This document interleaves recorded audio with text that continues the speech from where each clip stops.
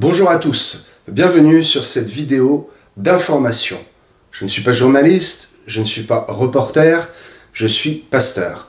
Et il y a quelques informations qui passent dans l'actualité, ou qui ne passent pas également, qui ont attiré mon attention cette semaine. Je les relate pour vous dans ce journal. Monsieur Manuel Bompard, Monsieur Mélenchon, désire clairement faire un coup d'État. Il désire destituer le président de la République si le Premier ministre, Madame Lucie Castet, n'est pas nommé par Monsieur Macron. Nous voyons ici une tentative, infructueuse très certainement, mais une tentative de faire tomber le pouvoir existant par ce gouvernement d'extrême gauche, et je n'ai pas peur de le dire, qui veut faire un coup d'État et veut faire tomber le gouvernement si Monsieur le Président n'obéit pas aux petits caprices de Monsieur Mélenchon. Nous voyons clairement ici le danger de ce parti de gauche fasciste, puisque je le dis, je le répète, et je n'ai pas honte de le dire, historiquement, le fascisme vient de la gauche, et le fascisme est un état de gauche. Bien. Donc, je vous rassure, ce n'est pas possible, puisqu'il faudrait que donc 2/3 des députés et des sénateurs votent pour la destitution du président, ce qui, bien entendu, et heureusement, n'arrivera pas. Malgré cette preuve de danger, certains Français sont encore capables de voter et de scander le nom de Monsieur Mélenchon. Nous voyons ici un aveuglement de la population française à cause des événements, à cause des médias qui relatent ces événements d'une façon qui n'est pas digne de journalisme et qui n'est pas impartiale. Toutefois, le compromis étant à la mode, n'est-ce pas, Monsieur Mélenchon qui est prêt absolument à tout pour prendre le pouvoir, pour être en tête, n'est-ce pas, pour que son nom résonne dans les médias français, est prêt, tenez-vous bien, est prêt à écarter tout le parti La France Insoumise, puisque M. Macron a dit qu'il ne gouvernerait pas avec de tels députés, de telles idéologies d'extrême gauche, des idéologies fascistes, et donc M. Mélenchon est un petit peu au pied du mur, et nous voyons ici que même celui-là est prêt à faire des compromis et à mettre son parti favori, la France Insoumise, complètement de côté et d'écarter ses collaborateurs pour pouvoir encore une fois avoir raison et mettre Lucie Castet à la tête du gouvernement, puisque le Premier ministre, nous le savons, c'est le bras droit du président, mais c'est vraiment la personne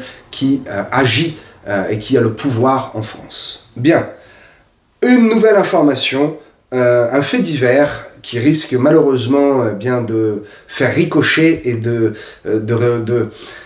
une décision qui risque d'être répercutée par d'autres responsables de centres commerciaux, je ne citerai pas la marque, en Ille-et-Vilaine, un patron de centre commercial, un patron de grande enseigne, de supermarché plutôt, a décidé de passer à la vitesse supérieure, puisque vous savez que par rapport au caddie, nous devons mettre un petit jeton dedans, en guise de bonne foi, récupérer notre jeton ou notre 1 euro, parce que nous sommes sages et bien disciplinés, finalement c'est normal, et nous remettons le caddie à sa place.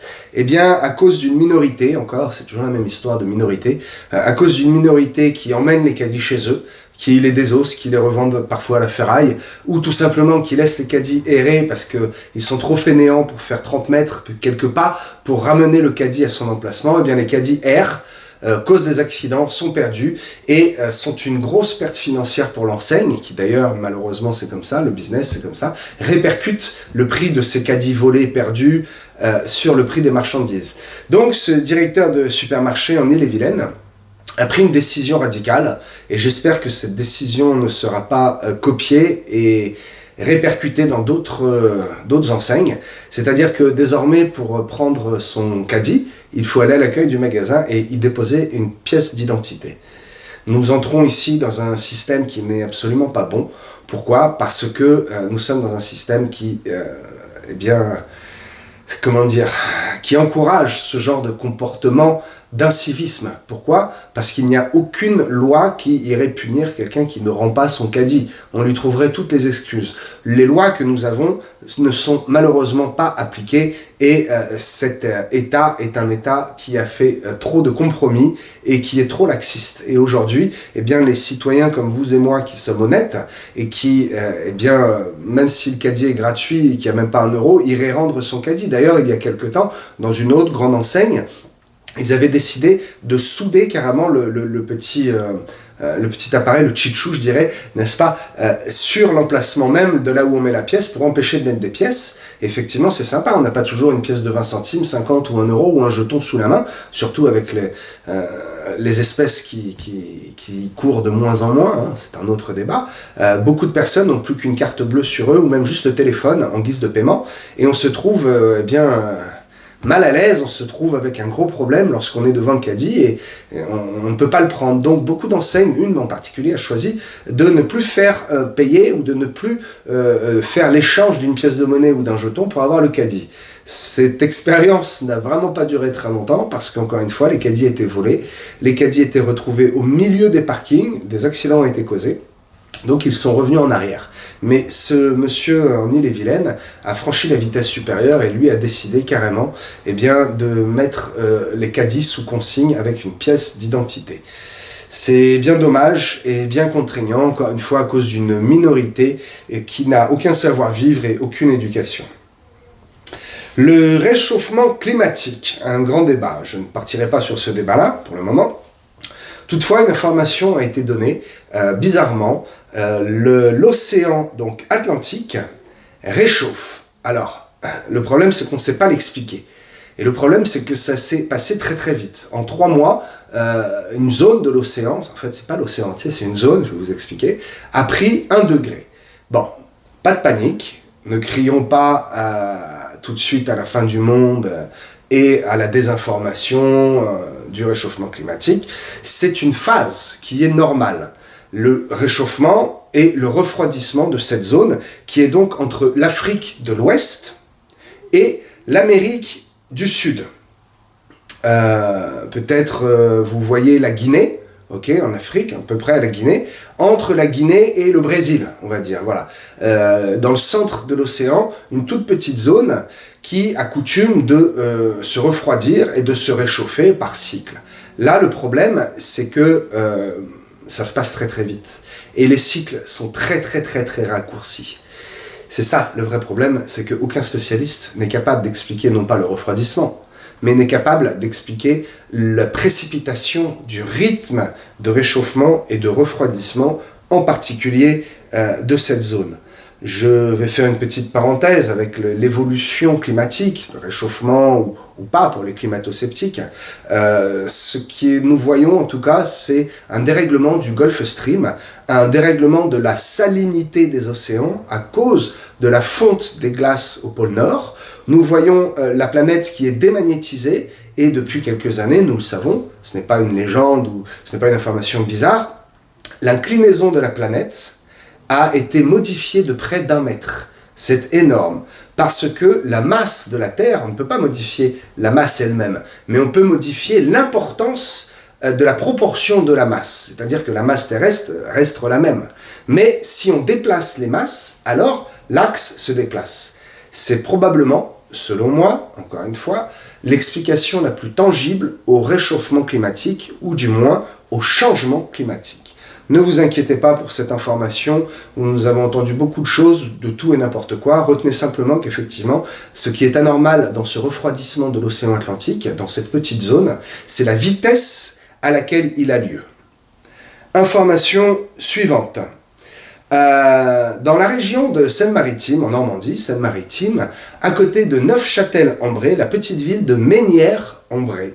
Une information qui est quand même assez importante à mon sens, surtout venant d'un pasteur, un fait divers qui a été suffisamment important visiblement pour être relaté dans les journaux locaux.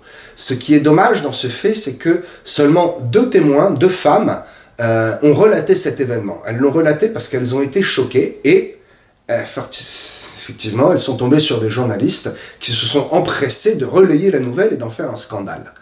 De quoi s'agit-il ?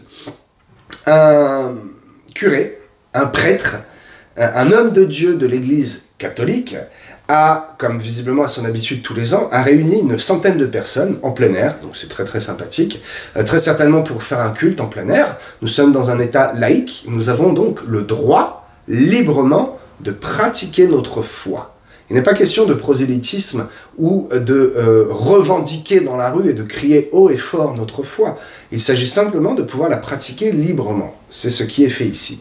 Et ces deux randonneuses, j'ai mon avis sur leur identité, n'est-ce pas, ont été choquées, interpellées et même ont eu peur. Alors, cela me fait un peu rire, parce que le prêtre avait un sermon et un discours anti-cérémonie des Jeux Olympiques et il dénonçait, je cite, le blasphème contre l'Eucharistie. L'Eucharistie, c'est ce que nous avons l'habitude d'appeler la Sainte Seine, n'est-ce pas? Donc ce grand débat. Ces deux randonneuses se sont dit choquées et mises en danger et donc ont vite quitté les lieux. Je m'interroge et je me demande si ces deux femmes auraient fait autant de scandales, autant d'histoires, si elles avaient vu des drag queens, des transgenres, eh bien, fêter leur identité, n'est-ce pas, dans la forêt. Si elles avaient vu un culte satanique, si cela les aurait autant choquées. Et oui, la norme aujourd'hui n'est plus du tout à la sainteté et à l'histoire de notre pays, mais la norme est de se choquer justement lorsque nous dénonçons les vérités sataniques qui sont en train d'envahir notre monde et lorsque nous prenons parti. Sujet suivant, dernier sujet pour cette semaine. Vous avez forcément entendu parler du fameux Mpox, la variole du singe. Bon, très bien. Un nom qui fait peur. Il faut absolument donner des noms qui font peur. Et bizarrement, et je laisse cela à votre réflexion, associer le nom d'un virus au nom d'un animal. Nous nous souvenons, il y a quelques années, de cette histoire de pangolin, n'est-ce pas ? Il s'agit maintenant ici d'une histoire de singe. Qu'en est-il ? Le gouvernement annonce que pour le moment, il n'y a absolument aucun cas en France. Alléluia. Malgré l'absence de contamination en France métropolitaine, il y a 232 sites de vaccination qui ont d'ores et déjà été ouverts. Visiblement, il y a suffisamment de vaccins et la campagne publicitaire pour ce vaccin commence à être mise en route. La machine recommence à être mise en route. Ne vous inquiétez pas, mes amis. La transmission ne se fait pas par simple contact, ne se fait pas par l'air, ne se fait pas en touchant une surface. Non, elle se fait par un contact prolongé, un contact d'abord par voie sexuelle ou un contact, je cite, direct avec des liaisons cutanées. Ne succombez pas à la panique, mes amis. Ne cédez pas à la peur que les médias vont essayer de diffuser pour cette rentrée. Souvenez-vous, ce dernier virus, la manière dont les médias ont eu de terroriser la population et de donner de fausses informations. Ne mettez pas le masque, mettez-le. En fait, ne le mettez pas. Souvenez-vous, cette femme du gouvernement qui disait ne mettez pas le masque, ça ne sert à rien. Par quoi ? Parce qu'il n'y avait pas assez de masques. Et quand la France a investi très cher, d'ailleurs personne ne connaît le budget que ça a coûté, et que les masques étaient là, ils ont dit il faut porter des masques, et même nous le rendons obligatoire. Souvenez-vous que devant les écoles, des personnes de la mairie étaient payées pour venir mettre un tag avec la zone « Attention, masque obligatoire dans cette zone ». Dans les lieux publics et même dans la rue, dans les lieux publics approchant, dans les lieux publics approchant les écoles, il était marqué au sol « Obligation de porter le masque ». Dans les centres commerciaux, les lieux publics fermés, il était obligatoire de porter le masque. Je vous le dis, si nous ne cédons pas à la panique, alors il n'y aura pas de panique. Cette maladie de variole du singe existe depuis 1958. Effectivement, il y a eu une mutation génétique qui rend ce virus un peu plus dangereux, un peu plus mortel, je le répète, 10% pour les enfants et 5% pour les adultes, ce qui rend ce virus manifestement assez dangereux. Mais ne vous inquiétez pas, je vous le dis, moins on en parle, moins on en parlera. Ne cédez pas à la panique, il suffit d'avoir une bonne hygiène de vie et de vivre dans la sainteté et dans la normalité des choses telles que nos parents nous ont élevés. Je vous souhaite une excellente fin de journée et je vous dis à très bientôt sur cette même chaîne pour d'autres informations.